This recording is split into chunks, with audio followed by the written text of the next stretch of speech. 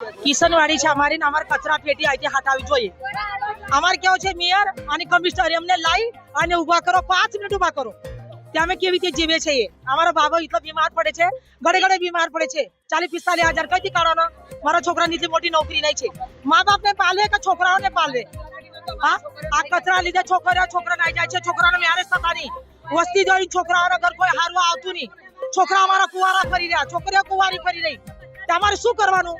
Mayor ને કહેવાનું કે અમારે એક વખત હાલ જોઈ જાઓ, પછી તમારે શું નિર્ણય છે એ જોવાનું છે અમારે। બસ તમે થોડી ગણ લો, તમને ખબર પડી કે આ લોકો કેવી રીતે જીવે। અમે બી જનાવર નથી, ઇન્સાન જ છે તમારા જેવા। ગાડીઓ જે આવે છે એટલે અમને એવી માહિતી મળી હતી કે આ ગાડીઓ છે ને ગાડીઓના પ્રોપર ડોક્યુમેન્ટ્સ નથી અને ગાડીઓ એમપી ની છે, બહારથી આવેલી છે, એનું એ પરમિટ નથી, તેમ છતાં વડોદરામાં ચલાવે છે। આ કોર્પોરેશનના માણસો ચલાવે છે।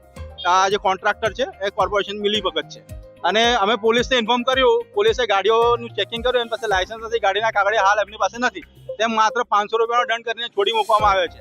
આ એરિયા કિશનવાડી છે અને અહીં આગળ બહુ જ ગંદકી મારે છે, બધા છોકરાઓ નાના બહુ જ બીમાર પડે છે, અહીં આગળ એટલા બધા મચ્છર આવે છે અને અહીં આગળ કશી કોઈ કાર્યવાહી કરતા નથી અને આ કચરા પેટી અમારે અહીંયા જોઈતી જ નથી, એને હટાવવી જ પડશે એવું છે।